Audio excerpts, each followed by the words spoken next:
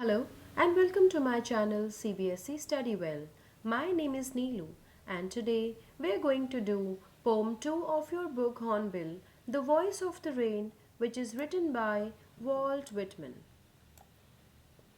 Now let me remind you one thing very clearly about this poem at the beginning itself, that this whole poem is based on one poetic device, which is personification. Let me write personification for you. Personification को हिंदी में कहते हैं मानवीकरण अलंकार। तो इस पूरी की पूरी कविता में पर्सोनिफिकेशन का इस्तेमाल यानी कि मानवीकरण अलंकार का इस्तेमाल किया गया है and this is very important for you to understand. मानवीकरण का मतलब है जहाँ एक नॉन लिविंग थिंग को एक लिविंग थिंग की तरह ट्रीट किया जाता है। तो वो कौन सी नॉन लिविंग थिंग है जिसके साथ पर्सोनिफिकेशन का इस्तेमाल किया गया है उसे लिविंग बनाने के लिए? वो चीज़ है रेन। रेन जैसा कि आप जानते हैं एक नॉन लिविंग थिंग है, लेकिन यहाँ पर उसे एक लिविंग बीइंग की तरह ट्रीट किया गया है, यानी कि रेन बोलती है, बात करती है, महसूस करती है, अपने बारे में बातें शेयर करती है, exactly like any living person can do. तो इसीलिए यहाँ पर्सोनिफिकेशन का इस्तेमाल किया गया है पूरी कविता में। अब बिल्कुल फर्स्ट लाइन से स्टार्ट करते हैं। एंड हु आर दो। आप देखेंगे यहाँ दो ऐसे वर्ड का इस्तेमाल किया गया है जो आपने शायद ना पढ़े हों। बहुत सिंपल है, ये आर्केक इंग्लिश यानी कि पुराने ज़माने की इंग्लिश से उठाए गए हैं। यहाँ वो पूछना चाहता है who are you. Said I मतलब है द पोएट। तो जब आई आता है, वैसे आजकल इस तरह के क्वेश्चन सीबीएसई में या पेपर्स में नहीं आते कि आई का क्या, whom does I refer to, but you should know that I refers to the poet and the name of poet is Walt Whitman. Walt Whitman. Said I to the soft falling shower. तो मैंने softly गिरती हुई, soft falling shower का मतलब है the drizzle यानी कि the rain. तो मैंने रेन से पूछा कि तुम कौन हो। तो रेन क्या जवाब दे सकती है? No, because the rain is a non living phenomenon. लेकिन स्ट्रेंज बात यह है, which strange to tell, the poet here says strange to tell give me an answer. तो अजीब बात यह है कि रेन ने उसके क्वेश्चन का जवाब दिया। क्वेश्चन था हु आर यू, और रेन उसका जवाब देती है और कहती है I am the pome of earth. वो अपने आप को रेन नहीं बताती, वो कहती है मैं इस धरती की कविता हूँ। तो यहाँ पर वो अपना नाम या अपनी पहचान न बता के अपने आप को कविता बताती है। तो यहाँ पर है metaphor. I am the pome of earth said the voice of the rain. तो इतना यहाँ तक आपको समझ आ गया होगा कि पोएट क्वेश्चन पूछता है हु आर यू, बारिश से क्वेश्चन पूछता है और बारिश जो है उसके क्वेश्चन का जवाब देती है और कहती है कि मैं इस धरती की कविता हूँ। Eternal I rise. अब आगे वो अपने बारे में बताती है कि मैं इटर्नल हूँ। इटर्नल का मतलब होता है नेवर एंडिंग, यानी कि जो कभी भी ख़त्म नहीं होती। I will write this for you. Eternal means never ending. तो बारिश अपने आप को नेवर एंडिंग कहती है। क्यों कहती है? यहाँ पर एक बहुत ही साइंटिफिक रेफरेंस है, scientific reference to the water cycle. मैं यहाँ पर एक बार लिख देती हूँ आपके लिए कि वाटर साइकिल आप सबने छोटी क्लासेस में पढ़ा होगा। वाटर साइकिल का मतलब होता है द साइकिल ऑफ वाटर, कि कैसे पानी हमारी धरती से इवेपोरेट होता है, इवेपोरेट होके बादलों में वो कंडेंस होता है, तो उस प्रोसेस को हम कंडेंसेशन कहते हैं, और कैसे फिर वो धरती पर गिरता है जिस प्रोसेस को हम प्रेसिपिटेशन कहते हैं। तो इन तीनों प्रोसेसेस से बना हुआ ये वाटर साइकिल है जिसकी यहाँ बात हो रही है। Eternal I rise impalpable out of the land. एक और इम्पॉर्टेंट वर्ड यहाँ पर आया है आपके सामने, इम्पैल्पेबल। इम्पैल्पेबल का आप देख रहे हैं नीचे ही मीनिंग दिया हुआ है। Impalpable means something that cannot be touched. आप यहाँ देख रहे हैं बॉटम लाइन में something that cannot be touch, जिसे छुआ नहीं जा सकता। तो बारिश जब ऊपर उठती है वो इम्पैल्पेबल है क्योंकि बारिश को कोई देख नहीं सकता। वो वेपर्स की फॉर्म में, भाप की फॉर्म में धरती से ऊपर उठती है out of the land and the bottomless sea. और धरती के अलावा वह सी से यानी कि लैंड के अलावा समुद्र से भी वो ऊपर उठती है। यहाँ समुद्र को बॉटमलेस कहा गया है। तो यहाँ पर आपकी एक और पोएटिक डिवाइस आती है जिसे हम कहते हैं हाइपरबोल। हाइपरबोल का मतलब होता है अतिशोक्ति अलंकार। तो यहाँ आप देख रहे हैं कि जो रेन है वो अपने आप को इम्पैल्पेबल बताती है और कहती है कि वो बॉटमलेस सी से उठती है। तो यहाँ हाइपरबोल का इस्तेमाल किया गया है क्योंकि सी का ऑफ कोर्स एक बॉटम होता है, लेकिन सी इतना गहरा है कि उसे पोएट ने कहा है बॉटमलेस सी। अब जब वो समुद्र से और लैंड से ऊपर उठती है तो वो कहाँ जाती है? It goes upward to heaven. तो क्या वो स्वर्ग में जाती है या स्काई में? ऑफ कोर्स वो स्काई में जाती है, लेकिन यहाँ स्काई कहने की जगह उसने वर्ड की इस्तेमाल किया है हेवन। तो यहाँ भी हम एक और पोएटिक डिवाइस देखते हैं जो है मेटाफर, यानी कि अपने आप को स्काई कहने की जगह उसने शब्द का इस्तेमाल किया है हेवन का। वेंस, वेंस का मतलब होता है वेयर। वेरी इंपॉर्टेंट कि फिर से वही बात मैं रिपीट कर रही हूँ कि यहाँ पर कुछ ऐसे शब्दों का इस्तेमाल किया गया है जो आपको लगेंगे कि ये वर्ड तो इंग्लिश में है ही नहीं, लेकिन ये पुरानी इंग्लिश के वर्ड्स हैं। तो वेंस का मतलब होता है वेयर। वेगली फॉर्म्ड, ना this is very important again. वेग, वेग मतलब है जिसका कोई आकार ना हो। वेगली फॉर्म, तो ऐसी क्या चीज़ है आसमान में जिसका कोई आकार नहीं होता? ऑफ कोर्स बात हो रही है क्लाउड्स की। Vaguely formed, all together changed and yet the same.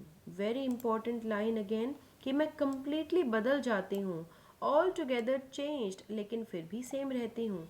तो रेन जब ये बात कह रही है तो यहाँ पर जो कनेक्शन है वो है इवेपोरेशन और कॉन्डेंसेशन और प्रेसिपिटेशन से। यानी कि आप देखेंगे कि जब रेन धरती से उठती है ऊपर तो वो इवेपोरेशन की फॉर्म में उठती है, यानी कि भाप की फॉर्म में। फिर वो कंडेंस होके बादल बन जाती है। ना there is no similarity between the vapours and the clouds, ना तो वेपर और क्लाउड सेम है। फिर जब वो गिरते हैं तो वो होती है प्रेसिपिटेशन, यानी कि स्नो या रेनफॉल की फॉर्म में। यानी कि तीनों ही फॉर्म्स आप देख रहे हैं अलग हैं, इसीलिए वो कहती है all together changed and yet the same. तो चेंज तो हो गया है क्योंकि वेपोरेशन हो रही है, कॉन्डेंसेशन हो रही है, प्रेसिपिटेशन हो रही है, लेकिन सेम क्या है? सेम ये है कि वो पहले भी बारिश थी और अब भी वो बारिश है। यानी कि धरती पर जो पानी था वो बारिश की वजह से ही था, और जो धरती पर दोबारा पानी आया है वो भी बारिश की वजह से ही है। इसीलिए यहाँ पर आप देखेंगे कि all together changed and yet the same में आप ऑक्सीमोरॉन या पैराडॉक्स का भी आप कह सकते हैं कि पैराडॉक्स का इस्तेमाल किया गया है। ये भी एक पोएटिक डिवाइस है, थोड़ी सी नई है आपके लिए। ऑक्सीमोरॉन हम पहले भी पढ़ चुके हैं। तो यहाँ पर ऑक्सीमोरॉन एंड पैराडॉक्स का इस्तेमाल किया गया है। थोड़ा सा स्पेलिंग एरर है, मैं इसको करेक्शन कर देती हूँ। पैराडॉक्स में PARADOX। I descend to lave the dots. फिर रेन अपने बारे में कहती है आई डिसेंड, तो यहाँ रेन की ही बात हो रही है। यहाँ पर रेन का मतलब है आई, डिसेंड का मतलब होता है गिरना। I fall on the earth to lave the droughts. फिर मैं सारे फैमिन्स, ड्रॉट मतलब होता है फैमिन्स, तो फैमिन मतलब होता है सूखा पड़ जाना, तो फैमाइंस को वो रिमूव करती है। सारे एटम्स को, यानी कि एक एक कण को वो धो देती है, और सारी डस्ट को भी धो देती है, यानी कि वो धरती की बिल्कुल साफ सफाई कर देती है। And all that in them, अब यहाँ आप देख रहे हैं एंड ऑल में रिपीटिशन है अ साउंड का, तो यहाँ पर हम लिख देते हैं एलिट्रेशन। तो एलिट्रेशन का इस्तेमाल यहाँ किया गया है ALLITERATION। And all that in them without me were seeds only. मेरे बिना धरती पे जो चीज़ें केवल बीज की तरह थी, बीज का मतलब है सीड, यानी कि लाइफलेस चीज़ें थी। यानी कि वो कहती है dry and lifeless things, dry and lifeless things, कि जो भी ऐसी चीज़ें हैं जिनमें जीवन नहीं है, जो निर्जीव चीज़ें हैं, लेटेंट हैं, यानी कि छुपी हुई हैं। लेटेंट का मतलब है हिडन। अब वो हिडन कहाँ पे है? हिडन है धरती की लेयर्स के नीचे, क्योंकि सीड कहाँ होता है? सीड धरती के अंदर गड़ा होता है। तो लेटेंट का मतलब होता है हिडन। अनबॉर्न, और वो मेरे बिना अनबॉर्न है क्योंकि सीड में से कोई पौधा नहीं निकला है। आप जानते हैं सीड में से तभी पौधा निकलता है जब उसमें पानी उसको मिल जाता है।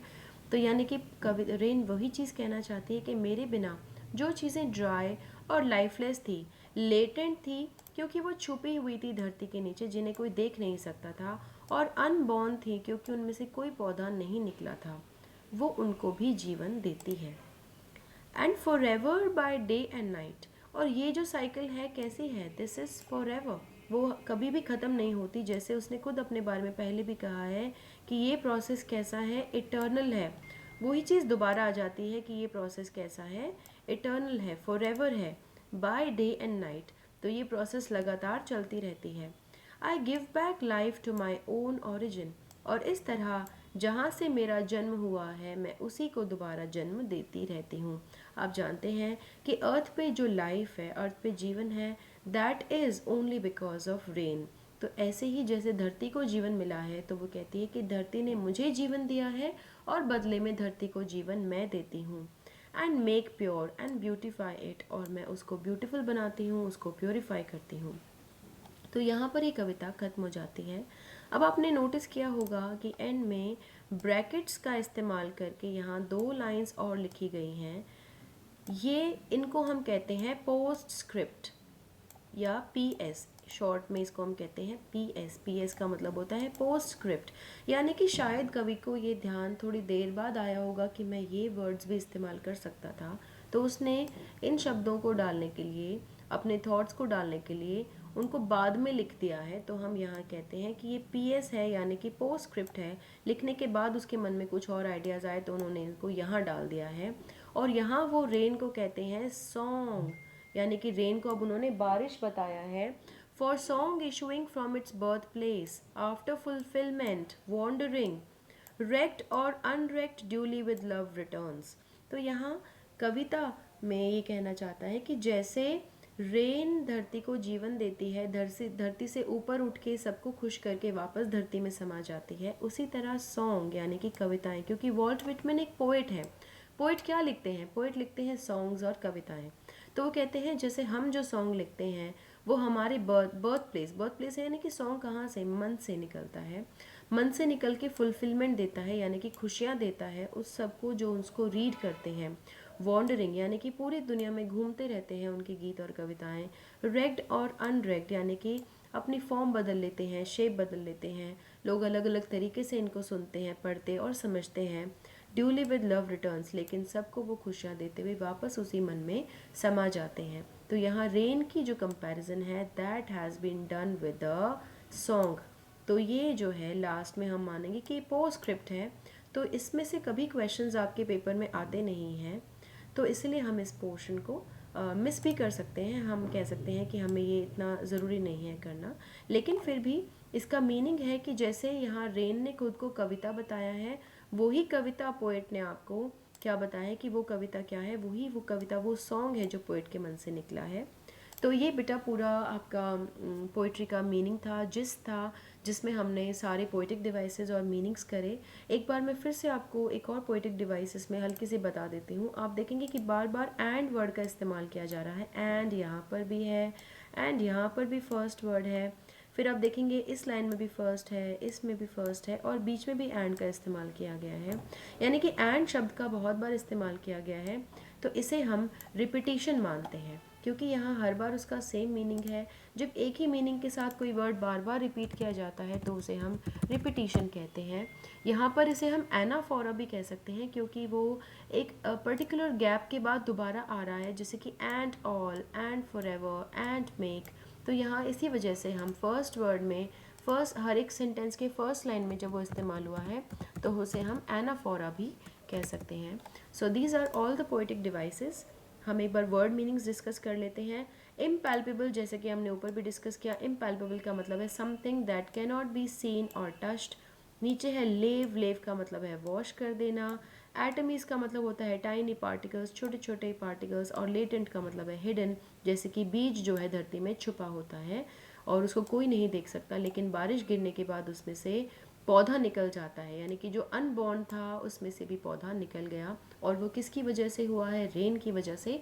इसीलिए रेन इतनी इम्पॉर्टेंट है अर्थ के लिए। And this whole lesson is based on the concept of water cycle, जो आपने छोटी क्लासेस में साइंस में ज़रूर पढ़ा होगा। So that's all for today. I will see you again with more updates and more lessons from your book Hornbill. Thank you so much and have a good time.